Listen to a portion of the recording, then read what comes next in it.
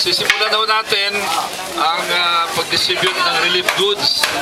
At ito po ay dahilan sa kabutihang loob ng ating DSWD sa pamumuno ni Secretary Dinky Soliman at ang NCR Director na si Alice Bunoan.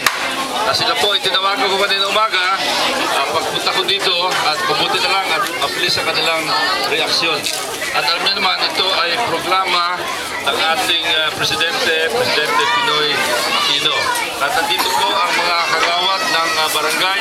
Siyempre, dito kasama natin, pero busy sa isang lugar, nasa Kasia, ang ating Kapitan Menti Advincula, ang ating Mayor June Bernabe, at nandito po kinatawan ng barangay, si Kagawad Faye Rapay Concepcion, si Kagawad Efren Reyes, at si Kagawad Oliver Rivera.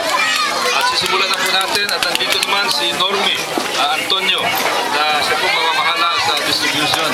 Kaya dito na po ang pagsisimula natin. Kayo na bahala dito, Normie. Okay?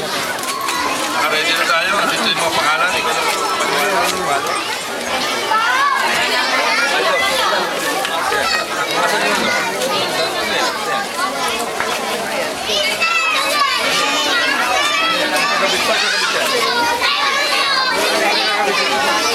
Hello. Baka yung mic niya mas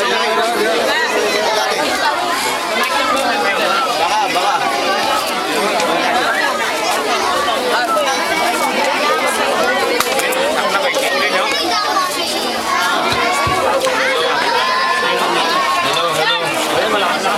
Hello.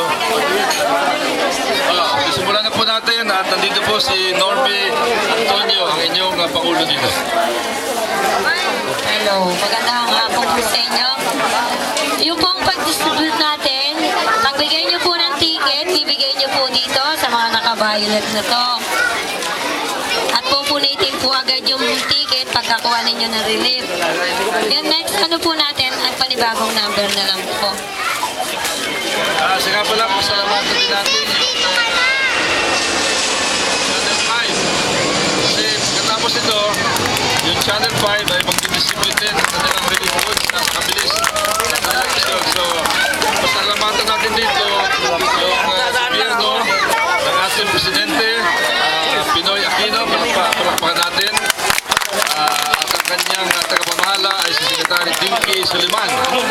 At andito din yung mga kinatawan ng barangay. Pasalamatan din natin ang kinatawan ng barangay, Barangay Captain Menti Advincula. At kanilang mga kinatawan ay si Kagawad Oliver Rivera, Kagawad Efren Reyes, at Kagawad Faye Rapay Concepcion. Ito po ang inyong lingkod, Congressman Roy Lugoles ng 2nd District.